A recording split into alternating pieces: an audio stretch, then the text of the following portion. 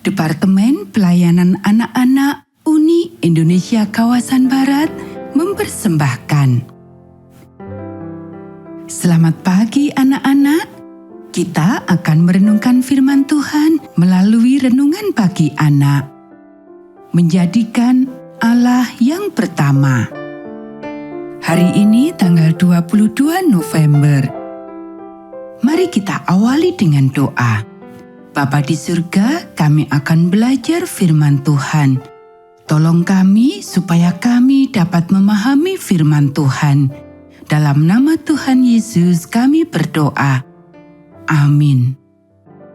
Anak-anak, ayat inti renungan pagi kita hari ini diambil dari kitab Kisah Para Rasul pasal 14 ayat 8 sampai 10. Di Listra ada seorang yang duduk saja dan belum pernah dapat berjalan.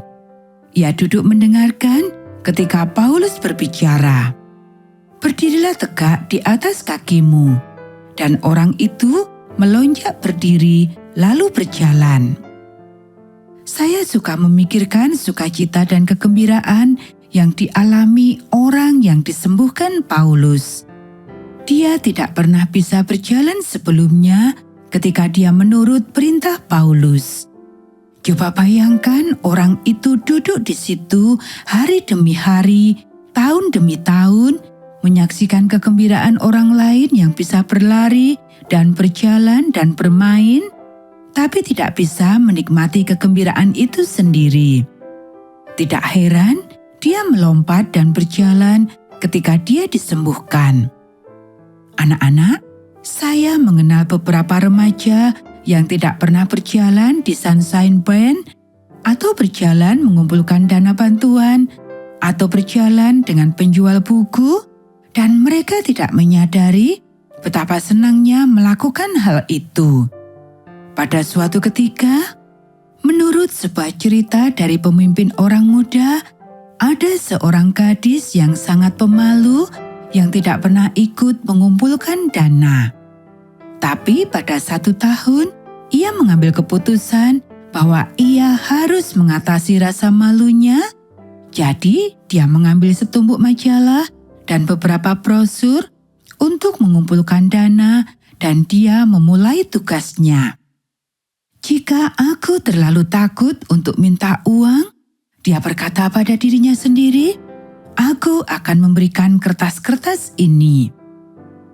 Dia pergi ke jalan dan memilih rumah yang paling miskin kelihatannya untuk tugasnya yang pertama. Dia mengetuk pintu, dan ketika seorang wanita yang menggendong bayi membuka pintu, gadis itu sangat ketakutan. Dia tidak bisa melakukan apa-apa. Dia hanya bisa mengatakan, "Tolong ambil kertas ini." Dan gadis itu meletakkan setumpuk majalah di tangan wanita itu dan lari karena malu. Wanita itu tidak mau majalah itu, tapi dia mengambilnya dan meletakkan majalah itu di atas lemari dapurnya. Beberapa minggu berlalu, dan pada suatu hari yang dingin, dia duduk kedinginan sambil menggendong bayinya.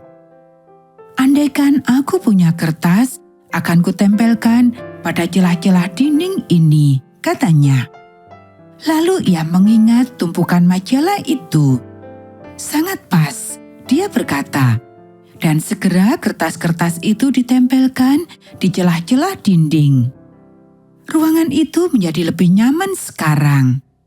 Suatu hari, ketika dia duduk mengayun-ayun bayinya, matanya tertuju pada judul artikel di kertas yang ditempelkan di dinding. Itu sangat menarik, katanya, dan dia membacanya sampai habis. Kemudian dia mencari di sekeliling tembok itu dan membaca habis artikel itu.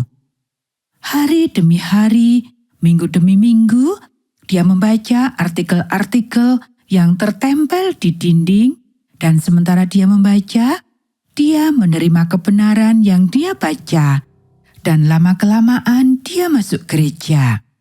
Pada hari baptisannya, sang pendeta menanyakan, siapa yang mengenal kebenaran ini melalui literatur, dan wanita itu berdiri dan menceritakan pengalamannya.